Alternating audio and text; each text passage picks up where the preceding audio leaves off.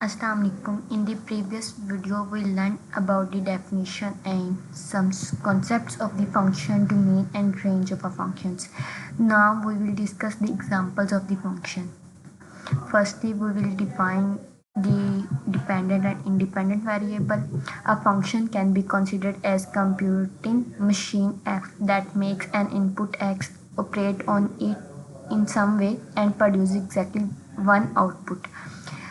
हमने पिछली वीडियो में भी पढ़ा था कि हम कोई ना कोई इनपुट देंगे किसी भी फंक्शन में तो हमारे पास क्या होगी, आउटपुट मिलेगी। और जो इनपुट हम देंगे वो हमारे पास क्या है, डोमेन होगी, और जो आउटपुट है वो हमारे पास रेंज है। ठीक है, यही चीज़ हम इसमें पढ़ेंगे कि इसको एग्जांपल्स में किसी क्वेश्चंस में किस तरह हम सॉल्व करते हैं। ठीक है, हमारे पास जो इनपुट है वो इंडिपेंडेंट वेरिएबल होते हैं। ठीक है, ये किसी न किसी दूसरे वेरिएबल पे या किसी दूसरे पे डिपेंड नहीं करते हैं। जबकि हमारे पास जो आउटपुट है वो इनपुट पे डिपेंड कर रही होती है, वो हमारे जिस फंक्शन में हम इनपुट पुट करेंगे उस पर डिपेंड करिए। ठीक है, सेम यही इंडिपेंडेंट वेरिएबल की डेफिनेशन आ गया कि जो एक्स वेरिएबल है वो हमारे पास इंडिपेंडेंट है और जो वाई है वो हम किसी फंक्शन में पुट करके फिर हम फाइंड कर सकते हैं, तो वो हमारे पास क्या है, डिपेंडेंट वेरिएबल है। ठीक है, और हमारे पास नेक्स्ट ये लाइन है कि the function in which the variables are real numbers. ठीक है, जिस फंक्शन में हमारे पास वेरिएबल्स रियल नंबर होंगे उसे हम रियल वैल्यूड फंक्शन कहेंगे। ठीक है, रियल नंबर्स हमारे पास क्या होते हैं, negative infinity to positive infinity के दरमियान जितने भी नंबर आते हैं, यानी कि सारे पॉजिटिव नेगेटिव नंबर्स। अब हम इसको एग्जांपल्स में देख लेते हैं। ठीक है, कि किस तरह हम इसको सॉल्व कर सकते हैं। हमारे पास एग्जांपल 1 है, फंक्शन हमारे पास है f of x is equal to x cube minus 2x का स्क्वायर प्लस 4x माइनस 1। अब ये हमारे पास है फंक्शन, हमारे पास जो x है इसको कोई ना कोई वैल्यू हम असाइन करेंगे तो हमारे पास आउटपुट मिलेगी, यानी कि इनपुट देंगे तो हमारे पास आउटपुट कोई ना कोई मिलेगी। तो जो इनपुट हमारे पास डोमेन है वो हमारे पास यहाँ पे कुछ गिवन्स है। हमारे पास है 0 पुट करके देखें 1 माइनस 2 1 प्लस एक्स और सॉरी 1 ओवर एक्स। ठीक है, हमारे पास ये कुछ डोमेन्स गिवन है, हम इनको लिखेंगे, इनमें हम पुट करेंगे। ठीक है, एक्स को पहले हमने 0 वैल्यू साइन की, फंक्शन में पुट की, 0 क्यूब हो गया माइनस 2 0 स्क्वायर हो गया। ठीक है, 4 जिससे मल्टीप्लाई होगा वो 0 हो गया और माइनस, तो हमारे पास ओवरऑल इसको सिंप्लीफाई करेंगे तो -1 आया। ठीक है, अगर हमारे पास डोमेन 0 है तो हमारे पास इसकी रेंज -1 आएगी। ठीक है, फिर हमने नेक्स्ट सेकंड वाला जो सेकंड डोमेन है वो पुट करके देखी, एफ को हमने 1 वैल्यू साइन की, 1 क्यूब हो गया -2 1 स्क्वायर प्लस 4 इंटू 1 -1, तो हमारे पास ये 2 आ गया। यानी कि 1 को हमने 1 डोमेन दी इस फंक्शन में तो हमारे पास रेंज क्या आ गई, 2 आ गई। सेम इसी तरह हमने -2 को किया, -2 डोमेन की दी हमने इस फंक्शन में तो हमारे पास -25 आ गया। अब हमारे पास जो नेक्स्ट है ये फोर्थ 1 प्लस एक्स। अब ये हमारे पास एक्स की तो वैल्यू कोई असाइन नहीं है तो ये हमारे पास कोई ना कोई फिर फंक्शन ही आएगा। हमारे पास ये बिल्कुल सिंप्लीफाई हो गया, कोई नंबर नहीं आएगा बल्कि एक फंक्शन को सिंप्लीफाई करके हम लिख देंगे। ठीक है, 1 प्लस एक्स को सॉल्व किया तो हमारे पास ये वाला लास्ट पे आ जाएगा। ठीक है, अगर हमारे पास वो नेक्स्ट एक्स की भी वैल्यू दे देते हैं तो हम फिर बता सकते हैं कि ये इसकी क्या एग्जैक्ट रेंज क्या है। इसके अलावा हम देख सकते हैं कि फंक्शन कहाँ पे अनडिफाइंड होगा। अब यहाँ पे हमारे पास कुछ भी ऐसा नहीं शो हो रहा जिससे हमारे पास ये है कि फंक्शन अनडिफाइंड हो। ठीक है, अब यहाँ पे है नेक्स्ट फोर्थ 1 है, f of 1 over x is equal to, same वही फंक्शन में हमने 1 ओवर एक्स की जगह पे 1 ओवर एक्स पुट कर देंगे। ठीक है, जो हमारे पास यहाँ इन्होंने डोमेन दी है वो वाली वैल्यू हम असाइन कर देंगे, तो हम इसको जब सॉल्व करेंगे तो हमारे पास ये आएगा। ठीक है, अब इधर अगर हमारे पास हो जाता है 1 over x cube -2 over x square plus 4 over x, इनके नीचे यानी कि एक्स की कोई भी वैल्यू हम असाइन कर लें, 1 कर लें, 2 कर लें, 3 कर लें, हमारे पास फंक्शन अनडिफाइंड नहीं होगा। लेकिन अगर हम x की वैल्यू 0 पुट करेंगे तो हमारे पास फंक्शन अनडिफाइंड हो जाएगा। ठीक है, 1 ओवर 0 किया, -2 ओवर 0 प्लस 4 ओवर 0, तो हमारे पास ये फंक्शन अनडिफाइंड होगा। तो इसकी रेंज हम यही लिख सकते हैं कि ये हमारे पास रियल नंबर आएगी एक्सेप्ट 0, रियल नंबर -0। तो ये हमारे पास इसकी एग्जांपल एक होगी। सेकंड एग्जांपल की तरफ देखेंगे, f of x is equal to x का स्क्वायर है। ठीक है, इसकी हमने डोमेन एंड रेंज फाइंड करनी है। तो हमारे पास इसमें देखेंगे कि क्या इसकी डोमेन होगी और क्या रेंज हो सकती है। वैल्यू असाइन करेंगे जब x की, तो हमारे पास एफ ऑफ एक्स आ जाएगा। x में हम क्या क्या वैल्यू असाइन कर सकते हैं, हमारे पास जो उसकी डोमेन होगी, ठीक है, हम ऑल रियल नंबर यानी कि पॉजिटिव और नेगेटिव नंबर कोई भी हम उसमें पुट कर सकते हैं x के। इसमें कुछ भी ऐसी हमारे पास कंडीशन नहीं है कि जहाँ पे हमारे पास फंक्शन अनडिफाइंड होगा कोई ऐसा रियल नंबर पुट करने से। जैसे इस क्वेश्चन में अगर हम x की जगह पे हम 2 या -2 पुट करते हैं तो हमारे पास फंक्शन अनडिफाइंड हो सकता है, लेकिन जब x है तो x पे हमारे पास क्या है, उस पर कोई भी ऐसी कंडीशन नहीं है जहाँ पे हमारे पास फंक्शन अनडिफाइंड हो। तो इसलिए हमने यहाँ पे इसकी जो डोमेन है एक्स स्क्वायर की वो है रियल नंबर होगी। लेकिन इसकी रेंज हम किस तरह फाइंड करेंगे, हम कोई भी नंबर अगर यहाँ पे पुट करेंगे 1 2 3 तो हमारे पास पॉजिटिव नंबर का स्क्वायर तो कोई ना कोई पॉजिटिव रियल नंबर ही आएगा। लेकिन अगर हम नेगेटिव रियल नंबर पुट करते हैं यानी कि -1 -2 -3 तो हमारे पास क्या होगा, स्क्वायर है तो स्क्वायर से हमारे पास इसके पॉजिटिव आ जाएगा हमारे पास जो इसकी डोमेन होगी। तो इसकी डोमेन हमारे पास क्या है, set of all real numbers यानी कि positive and negative real numbers, और रेंज में आ जाएगा हमारे पास जस्ट पॉजिटिव नंबर्स आएंगे, set of all non negative real numbers. Third example देख लेते हैं, ठीक है। इसमें हमारे पास है x is equal to x square sorry f of x is equal to x over x square -4। इसकी डोमेन हमारे पास क्या होगी, ऑल रियल नंबर्स हो सकते हैं एक्सेप्ट हमारे पास x की वैल्यू 2 या -2 ना, क्योंकि 2 पुट करेंगे तो भी हमारे पास आंसर 4 आएगा, 4 - 4 0, तो फंक्शन अनडिफाइंड होगा। -2 पुट करेंगे, -2 का स्क्वायर किया तो वो भी हमारे पास 4 आ जाएगा, और हमारे पास 4 - 4 0 आ जाएगा और फंक्शन अनडिफाइंड हो जाएगा, यानी कि फंक्शन इज नॉट डिफाइंड। तो हमारे पास इसकी डोमेन क्या होगी, set of all real numbers accept -2 and 2, ठीक है। इनके अलावा बाकी सब हमारे पास इसकी डोमेन में रियल नंबर के इन दोनों डिजिट्स के अलावा बाकी सब डोमेन होगी, और रेंज हमारे पास set of all real numbers आएंगे, ठीक है।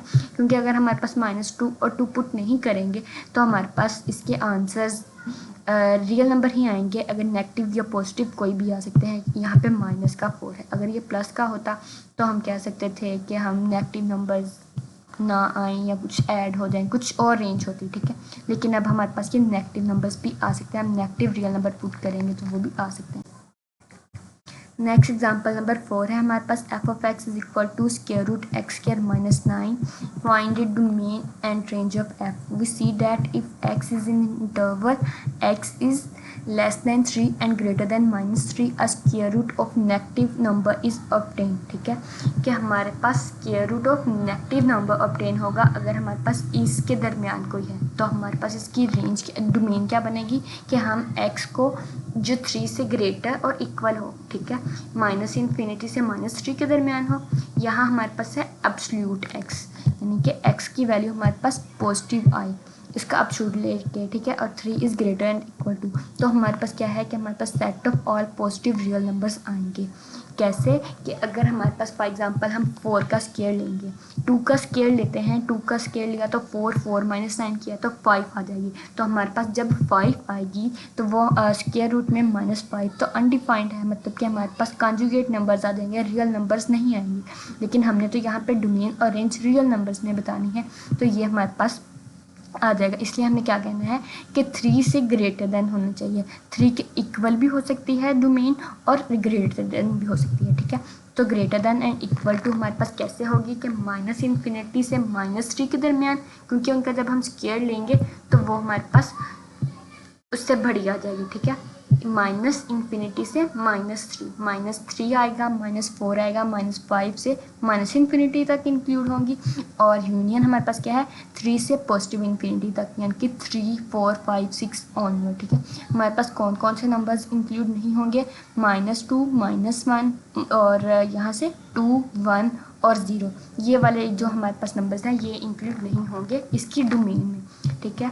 होप सो आपको समझ आ गई होगी। रेंज इसकी हमारे पास क्या होगी कि set of all positive real numbers होंगे, क्योंकि हमारे पास जब यहाँ पे स्क्वायर होगा और हमने ये कंडीशन है कि स्क्वायर रूट में अगर हमारे पास नेगेटिव होगा तो वो हमारे पास फंक्शन अनडिफाइंड होगा, क्योंकि हमारे पास कॉन्जुगेट्स आ जाएंगी। इस तरह इसकी कुछ एग्जांपल्स हमने की हैं, इस तरह हमारे पास कुछ क्वेश्चंस हैं, वो देख लेते हैं इसकी एक्सरसाइज पे।